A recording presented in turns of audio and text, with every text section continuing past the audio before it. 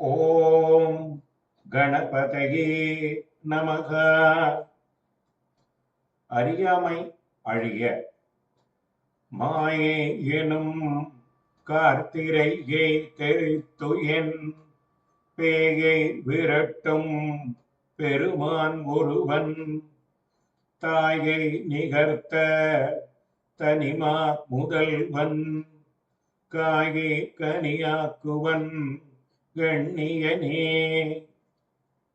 உயர்ந்தவனே, நீ மாயை என்னும் கரிய திரையை கிழித்து என் மனதில் தோன்றும் அச்சமாகிய பேயை விரட்டக்கூடிய பெருமான், தாயை போன்ற ஒப்பற்ற முதல்வனே, காயையும் கனி ஆக்குவது போல் பக்குவம் இல்லாத என்னையும் பக்குவப்படுத்துபவனே,